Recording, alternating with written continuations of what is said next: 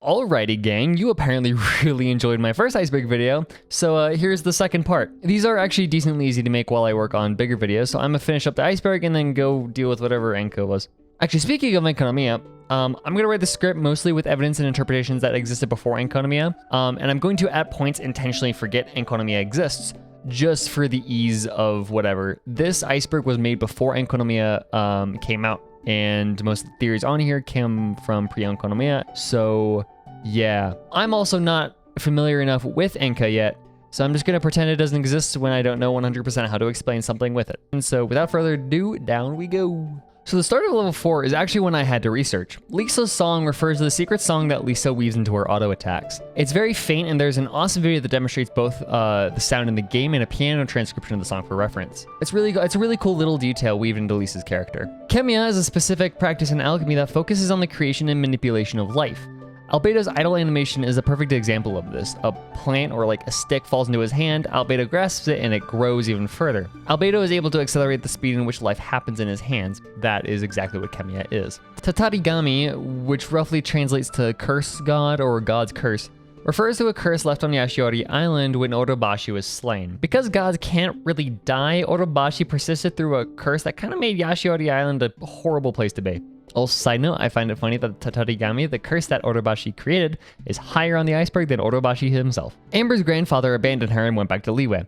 Okay, so in Amber's story, her grandfather founded the Outriders, a subdivision of the Knights of Favonius that were trained in archery and gliding and were kind of there just to patrol the city and make sure everybody was safe and having a good time. Except Amber's grandfather was originally from Liyue, coming to Mondstadt after his entire D&D party got shit on by a higher CR monster than they should have faced, and eventually started his family in Mondstadt. But when Amber was younger, he just kind of vanished from Mondstadt, and the prevailing theory is that he just kind of got sick of everything and wanted to go back home to Liyue, abandoning Amber. There are a bunch of theories that related to the Sacred Sakura and corruption, but I'm just going to go with the most simple of the explanations. The Sacred Sakura is a tree that is the equivalent of a giant spiritual Brita filter, which is to say that its roots help cleanse Inazuma in corruption and evil, as seen in the Sacred Sakura cleansing ritual quest. This next one is one that calls way back to my very first Genshin Impact video. Paimon is the unknown goddess in her weakened form. So the theory goes something like this. The unknown god and Paimon look very similar in design and follow similar design motifs. So what if the unknown god at one point lost her power or something along those lines? Or before the unknown god became the thing we see in the beginning of the game, she looked like Paimon. The explanation for this theory are all over the place and can kind of get wild. If you want to do more research on this, I recommend Tevat Historia's take on the theory, and not mine because mine's trash and old and before I knew anything about this game. The Sky is a Lie refers back to probably my favorite event to ever take place in Genshin's history, and Unreconciled Stars. At the very end of the quest, the Traveler and Mona go to Musk Reef and find standing there Scaramouche, who they had seen previously a few times before during the quest line of the event. Scaramouche is gazing into one of the falling comets and then yanks his consciousness away from the dream that has been plaguing everybody that touches one of the comets, and then drops one of the biggest fucking lore bombs we have ever gotten and still is to this day. He says, "The stars, the sky, it's all a gigantic hoax. A lie." The sky is a lie in some form or fashion, we just don't know quite how or to what extent. The Time Archon also ties back to my very first video. In this quest on the hidden island in Mondstadt, we learned of a possible god of time that had very strong ties to Venti. I know I wouldn't bring up Enka in this, but for this one I will say that we know that this is Istaroth, aka Kairos, the goddess of time. She was also known as the god of the thousand winds, but she was never an Archon from what we understand. But I will stand by the fact that if we have an Archon with the element of time, the title will be Chrono Archon and nothing else, and you cannot debate me on that. Okay, this was a deep cut. Rostam and Arundelen refers to two characters that lived around 500 years ago. One, Arundelen being the Grandmaster of the Knights of Favonius, and Rostam being a good friend and rival of Arundelen. When Conria fell, Rostam and Arundelen parted ways, with Rostam venturing out to kill the monsters that were flooding Tevat due to Conria's destruction. Rostam dies, and making Arundelen not wanting to be Grandmaster anymore, and devastating Rostam's lover, Rosalind. Rosalind then, using liquid fire and a lot of rage, becomes a Crimson Witch of Embers, and eventually becomes La Senora, the Crimson Witch of Flames. So Grandmaster Varka is the current Grandmaster of the Knights of Favonius, with Jean taking in the mantle while he's out adventuring. Except nobody knows where this expedition crew is, nor have they heard back from him, leading to the conclusion that the expedition went missing. Barbara and Jean have a lot of faith that the expedition is in the hands of Vodka and is perfectly fine, but a lot of people don't share that sentiment, leading to the speculation that they're all dead, which, you know, wouldn't be surprised. The Thunderbird is the fucker that caused the entirety of Surumi Island questline to happen. Her name given to her by Rue is Kanakapatsir, and she was kind of a dick.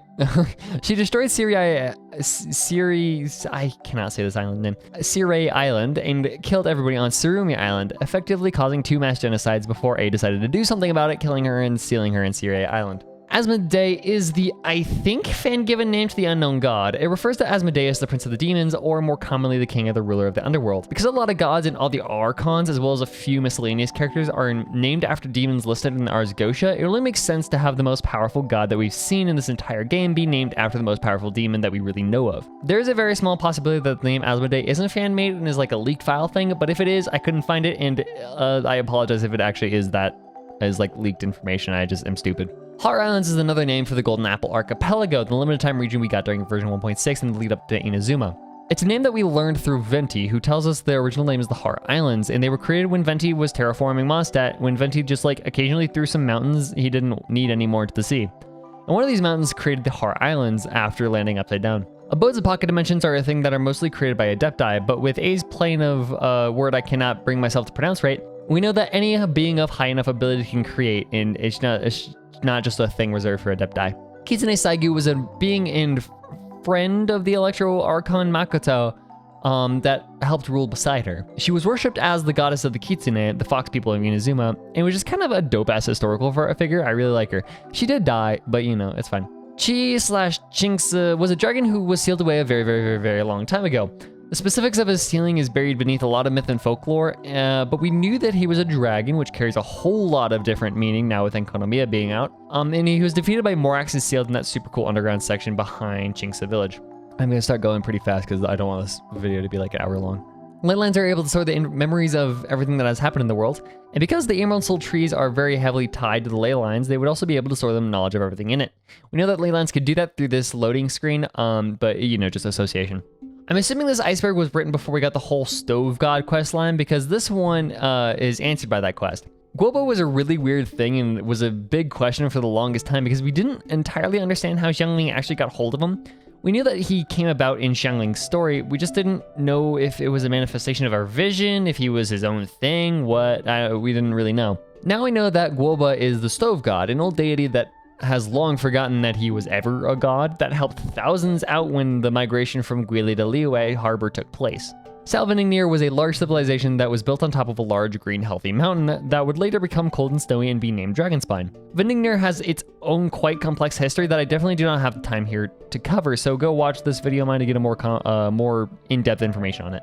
The drownings of Wuwang Hill, I hate saying that word, refers to when the Oceanid that we fight in that region came and fucked shit up and luring kids into the nearby Bishui River, drowning them for some reason. No clue. The madness of academia is actually very self-explanatory if you've actually ever been to school. Sumeru Academia is such a prestigious academic place and has such an obsession with knowledge that madness runs rampant through the campus. Layer 5, here we're getting into some really fun stuff. Okay. Logfolk are the proper name for the Oceanid. They probably originate from Fontaine, the Hydra Nation, and for some reason spread out across the rest of Teyvat at one point a long time ago, with one ending up in Liyue, probably being the reason that Wuwang Hill got destroyed. Rose apples are a fruit that have a very, very strong resemblance to Sunsetias. That's the end of that one. Because ley lines are this really powerful fundamental force that hold the memories of literally anything that has ever lived, there is a really good chance that the enemies that you fight in the leyline outcrops aren't actually real at all and are instead memories of hostile enemies put there as a result of the leyline disorder, disruption, whatever they're called. Otobashi was a serpent god that used to rule Enkonomiya and later Watatsumi Island. He found Enkonomiya and the people there just kind of struggling and decided, hey, it would be cool to protect them, and later created Watatsumi Island for the people of Enkonomiya to move up to and live on. Otobashi was killed when he was pressured into invading the rest of Inazuma for the well-being of his people because, you know, coral can't really grow stuff very well. And the Raiden Shogun really didn't like that, so she, you know, killed him on the spot. Kaya is the Prince of Kanria. Okay, so we know that Kaya's family comes from Kanria. We know that he probably never lived in Kanria unless he's like really old or his family just kind of lived in a large pile of ash. But the idea that he's a prince is one that floats around. Most of the idea comes from his last name, Alberich, I think that's how you pronounce it. A German word that kind of means ruler of supernatural kings, given the impression that he's very royal in some shape or fashion. Such as Kaya's dad calling him Conria's last hope when he sent him to the Dawn Wiry to do some funny stuff, and his vision is way different from the standard Mondstadt vision. There's a bunch of stuff that points towards it, it's just an interesting idea. The Genesis Pearl is a thing that exists. It's mentioned in the cutscene that we see whenever the Battle Pass refreshes, and it's really strange, honestly. We don't know why the kingdom tasked the siblings for the search of the Genesis Pearl, why it's important, or what it can do. It just kind of is a thing, and we know that it's powerful or something. The 3 moons are a myth that we hear both in Heart's Desire and Moonlit Bamboo Forest about how long ago there were 3 moons in the sky, Sonnet, Arya, and Canon, and how they used to rotate positions regularly, and when they forgot to do that, everything went to shit. We now have hints that this myth might have something to do with the primordial one, maybe, possibly, into Shades or something, but we're not entirely sure how this myth ties into him, or into the reality of Teyvat quite yet. Field Tillers is the name that Conria engineers gave to what we know today as Ruin Guards. There's like this symbolism behind it, why they're named that, but I forget what it is, and it's really not that important. People from the depths of the sea might be referring to Enconomia because they come from the depths of the sea. Enconomia is under the sea. Meh. The Unusual Hilichurl is this guy that pops around, for those that have forgotten about him, like I have. The Unusual Hilichurl is a continuation of the Mihoyo tradition, adding a self-insert of their CEO, Liu Wei, into the game. The mask of the Unusual Hilichurl reads Wei in Chinese and is more of an Easter egg than anything else. Dottore, it takes so much effort not to say Dottore. Dottore's human experiments is a thing that's brought up in the manga and ties back to Kale. I still don't know how to pronounce her name, but we're gonna go Kale. Dottore is a scientist that has no moral boundaries, and so of course his experiments are going to require humans to experiment on. These human experiments are probably very brutal and horrible and cause Kale to have the powers that she has, which are kind of brutal and ones that she can't really control. The Revenge of Eamon Locker. Okay, so Eamon Locker was a guy that lived all the way back when Salvindingnir was at its peak, get it?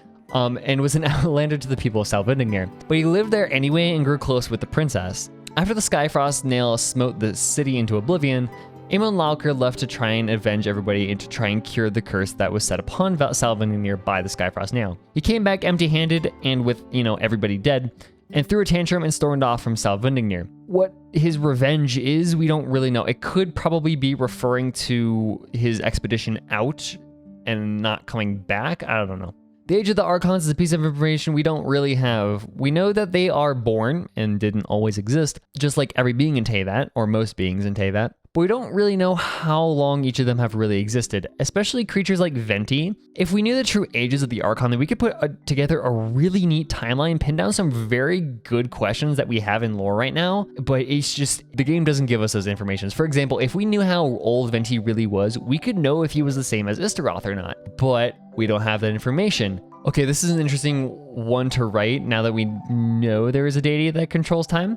This theory comes partly from the fact that we have creatures like Dainsleif, Kaya, and the Abyss that make pinning down a timeline really, really weird in regards to Conria. So the best explanation for why things are so wonky timeline-wise is because there's no proper time there in the first place. It can also explain why the Conria chapter is chapter ?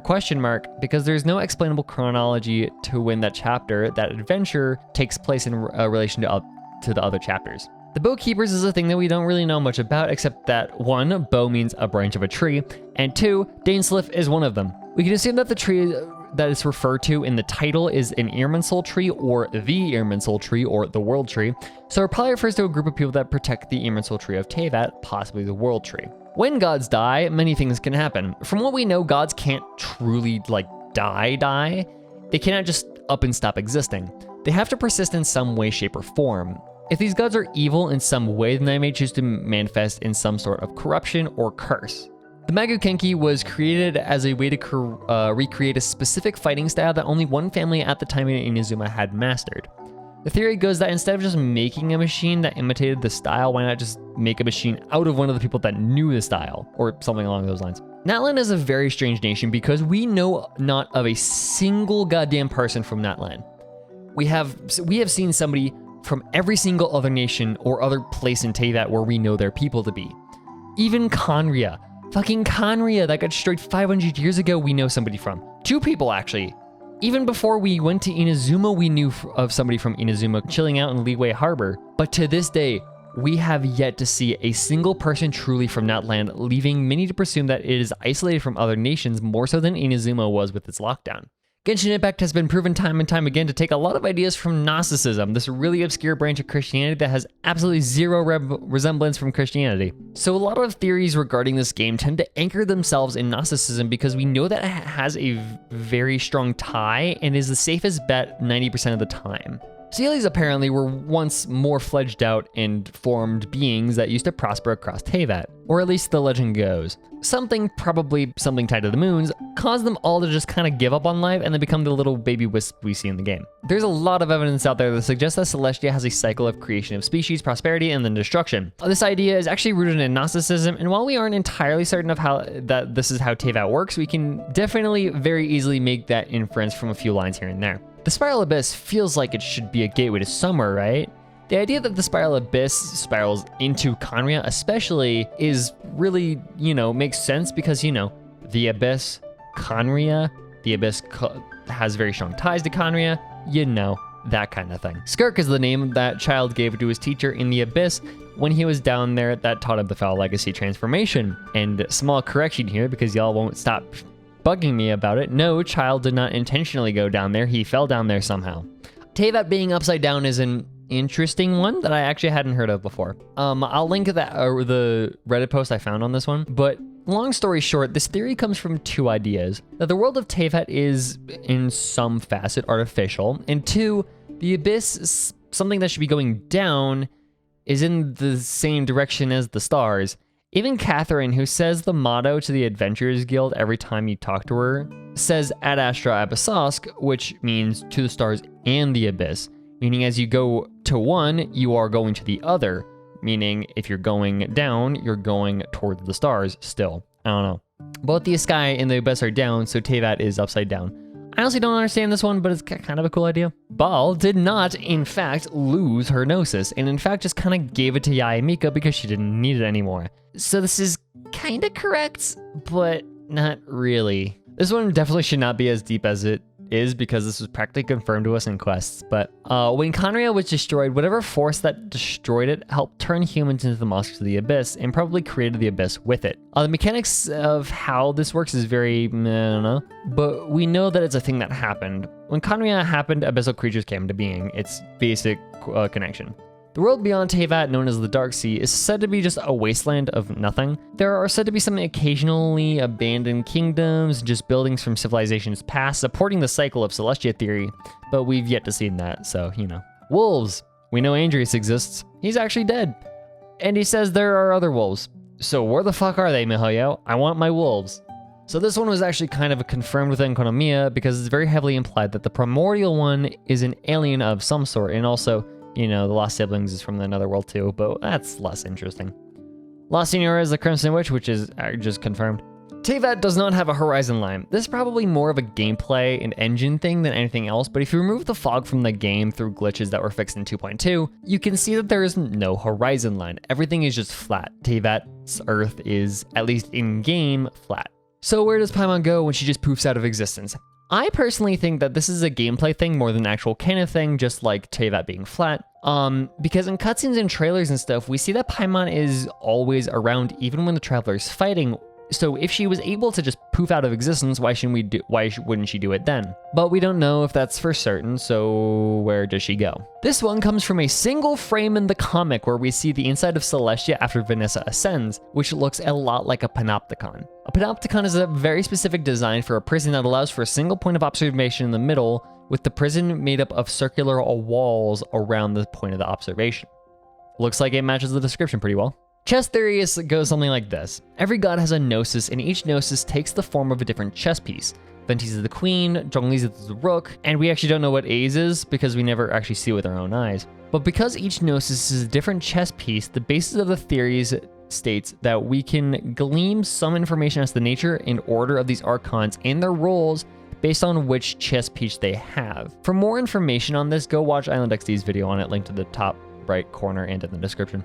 Physical damage catalyst refers, from the best of my knowledge, to the fact that there is no way for a catalyst user to actually deal physical damage. which is a weird design decision, but I don't think it should be really this low on the lore iceberg. Maybe it's referring to Signora's catalyst possibly being a fizz damage catalyst. I don't know, I can't think of anything else. The previous Dendro Archon used to be the god of the woods and was slain in, to our knowledge, the attack against Khaenri'ah, making it 2 gods that died in that fight. I don't know what else there is to this one. There's a theory that Teyvat is actually a hollow planet, and the idea goes that the inside of Teyvat is either where Khaenri'ah or the Abyss is/was. The Moon as a Corpse refers to my favorite, the Three Moons story, where when the sisters fucked up their rotation, they fought each other and 2 of them fell from the sky, but 1 was left behind. But the 3rd one is still dead. They all killed each other. So she's just kind of chilling there somehow.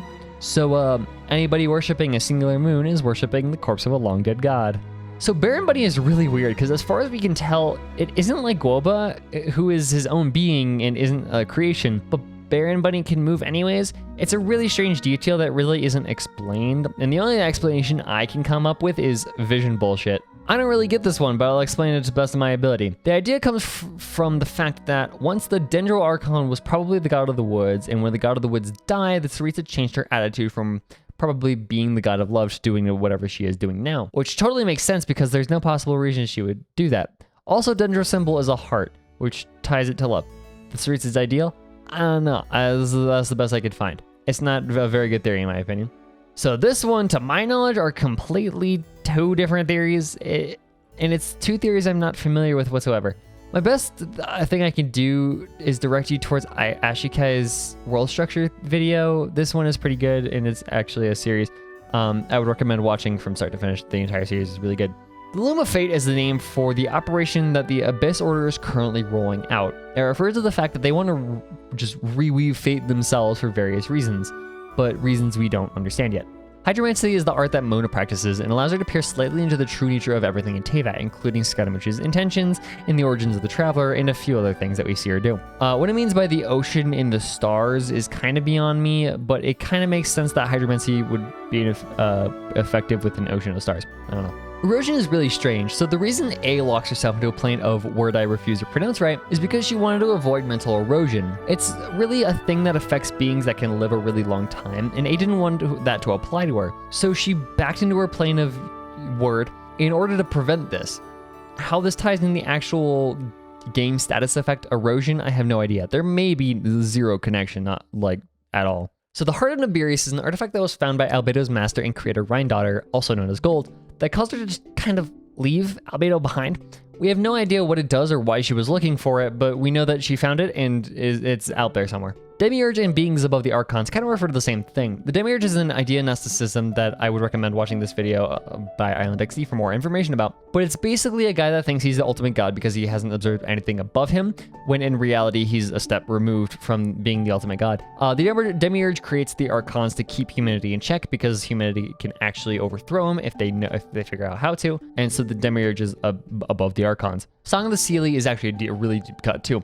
In the 3rd volume of A Drunkard's Tale, we hear of a woman playing a long-forgotten song, which she says is a Song of the Sealies, probably dating back to before even Celestia was a thing and when the Sealies were actually alive and doing their thing and prospering. We learned this one mostly from the end of Unreconciled Stars. Every person gets their own constellation from the sky, and it's most likely that they get this the moment they're born. The first song is something I can't find any information on. It probably just refers to something like the Song of the Sealies or something. The Lunar Palace refers to a place that the 3 Moon Sisters and their people lived. It was a civilization that I'm assuming existed in the sky, according to those murals underneath Surumi Island, and quite possibly could be the thing that we see in the Battle Pass trailer, but that isn't confirmed in any way. Teyvat did have an ice age. It was a period of time after the fall of the Sealies and before Celestia showed up to fix shit, but while humans were still a thing, I think. The timeline is very weird, but Teyvat did have an ice age and actually did have a few ice ages. Mondstadt had an ice age. Timeline gets wild. Guizhong was a goddess that ruled Guili with Zhongli, but, she died. And there's this very prevalent theory out there that says that Guizhong was reincarnated into Ningguang, because Ningguang is way more powerful than she has any right to be, and I still think that she shouldn't be a 5-star, or a 4-star. There's a great Reddit post about it, so I think I'll link this one down below and in the top right corner of the screen. It's really in-depth and really cool. And finally, the impact of the original god. So there are 2 interpretations here that I can share. One taking information from before Enconomia and after Enconomia. From before Enconomia, we had some information about moons and a few Latin phrases on these walls under Surumi Island. These, as well as some information from Moonlit Bamboo Forest and ties into Gnosticism, allows us to make guesses as to who the original god was and what they did to Teyvat when they first showed up. Teyvat has a very good video on it, so go check that out. With Enconomia, though, and before Sun and Moon, we were introduced to the idea that Primordial One, aka Thanos, who is probably the original god here, he just kind of showed up, killed the 7 dragons that used to rule Teyvat with their 7 elements, and just asserted himself as being the thing that ruled everywhere. And then, you know, that was quite the impact that he caused. Beyond that, I'm not sure who the original god could be. There could have been a god much before Thanos or the moon goddesses, or maybe it's referring to the monad, the god above the demiurge that actually created everything. We don't know. And that is the entire Genshin Impact Iceberg. This part was longer than expected, so I'm not gonna dwindle too much on the final words. So yeah, I'm gonna go tackle Enconomia and Before Sun and Moon. So bye bye.